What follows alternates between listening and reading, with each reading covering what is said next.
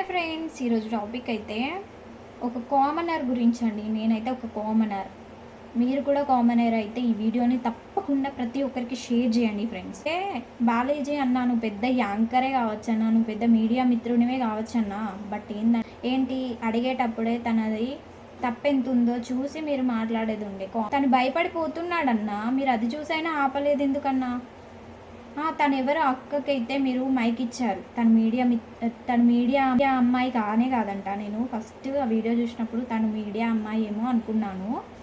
కానీ సంతోష్ అన్న లైవ్లో అడుగుతూనే ఉన్నాడన్నా నిన్ను, బ్రో నేను రెండు ప్రశ్నలు అడుగుతా, మీరు ఆన్సర్ ఇవ్వండి అని చెప్పేసి అన్న అడుగుతూనే ఉన్నారు.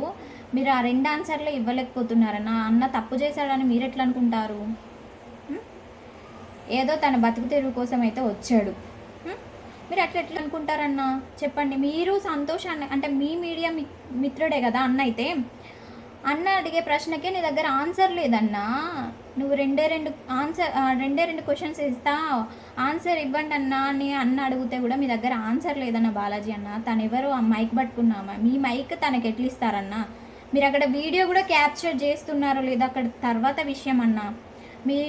మీతో పాటు టేకప్ చేసే వ్యక్తి అయితే ఉంటారు, వాళ్ళకి ఇస్తారు మీరు మైక్, మీరు మాట్లాడతారు.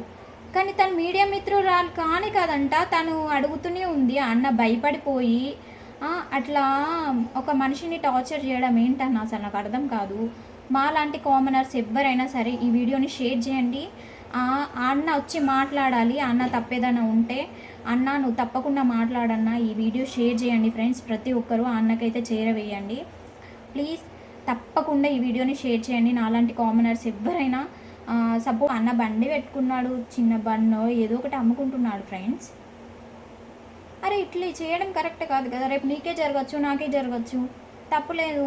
పెద్ద పెద్ద హోటల్స్ని అయితే అడగరు, కానీ ఇట్లా చిన్నగా ఏదో బతుకు తెరువు కోసం పెట్టుకున్న వాటిని ఇట్లా చేయడం కరెక్ట్ కాదు. ప్లీజ్ మీరు షేర్ చేస్తారని నేను అనుకుంటున్నాను. నాలాంటి కామనర్స్ సపోర్ట్ చేయండి ఫ్రెండ్స్. సపోర్ట్